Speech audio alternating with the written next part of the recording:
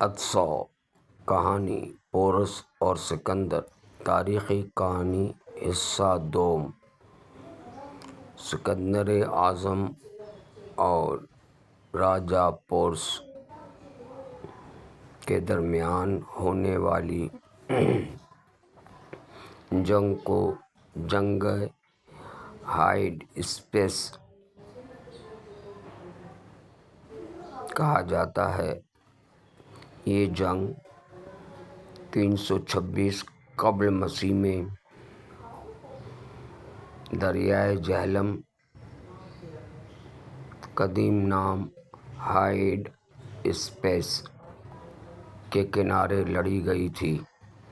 پورس کی فوج کے عظیم الافسا ہاتھی مقدونیہ کے گھڑسواروں پر حملہ کرتے ہیں۔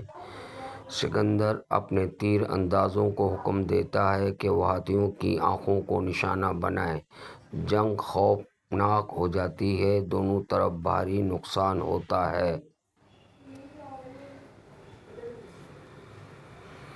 پورس کی بہادری۔ پورس خود میدان میں آتا ہے اور سکندر کے کئی سپاہیوں کو شکست دیتا ہے، لیکن پورس کی فوج کمزور پڑنے لگتی ہے۔ سکندر کا ایک تیر پورس کے گھوڑے کو زخمی کر دیتا ہے اور وہ زمین پر گر جاتا ہے۔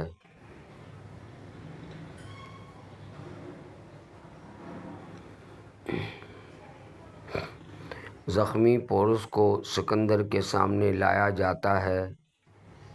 سکندر طنزیہ مسکراہٹ کے ساتھ کہتا ہے،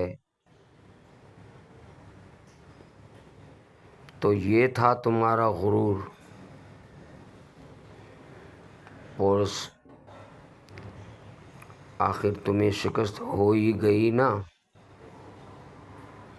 پورس تھکے ہوئے لیکن باوقار انداز میں جواب دیتا ہے، شکست اور فتح وقتی ہوتی ہے لیکن غلامی مستقل ہوتی ہے۔ میں نے غلامی سے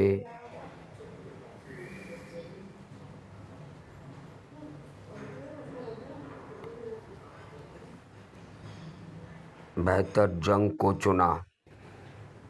سکندر پوچھتا ہے، بتاؤ تمہارے ساتھ کیسا سلوک کیا جائے؟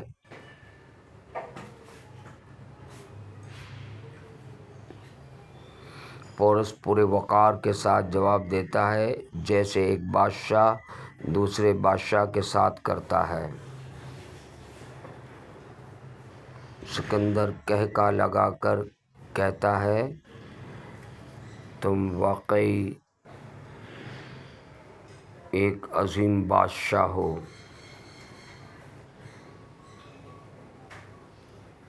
پورس: تمہاری بادشاہت تمہیں واپس دی جاتی ہے۔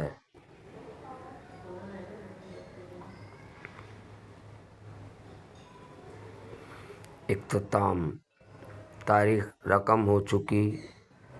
سکندر پورس کی بہادری کی داد دیتا ہے اور اپنی فوج کو ہندوستان سے واپسی کا حکم دے دیتا ہے۔